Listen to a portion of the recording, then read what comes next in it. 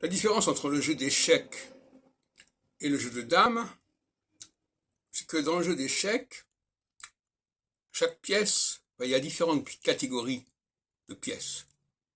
Alors que dans le jeu des dames, toutes les pièces avancent de la même manière. Et c'est la grande différence. J'ai toujours préféré les échecs aux dames parce que ça correspond plus à la société. Les échecs représentent une structure sociale avec les pions qui sont la masse, qui sont beaucoup plus nombreux d'ailleurs, et les honneurs qu'on trouve aussi dans les cartes d'ailleurs, parce qu'il y a au tarot aussi les arcanes mineures, les arcanes majeures.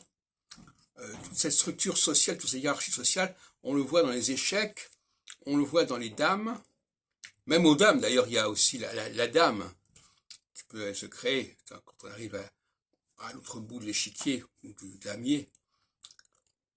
Et la langue, c'est également la même chose. Les langues sont aussi hiérarchiques.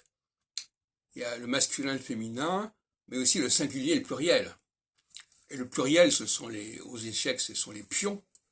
Et le singulier, c'est le roi, c'est la reine, etc.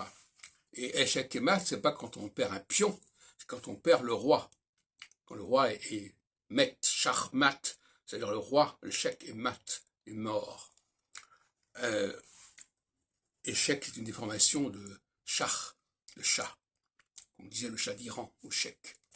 Et donc, il y a là quelque chose qui rappelle que tout le monde tous les gens ne sont pas égaux, et qu'il faut en comprendre le fonctionnement. Un cheval ne fonctionne pas comme une tour ou comme un fou, et ça, il faut le savoir.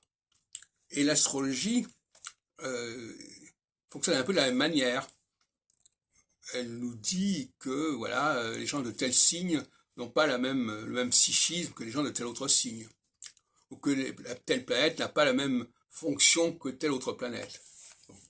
Alors, pour moi, de toute façon, il faut prendre ça au deuxième degré. Pour moi, cette astrologie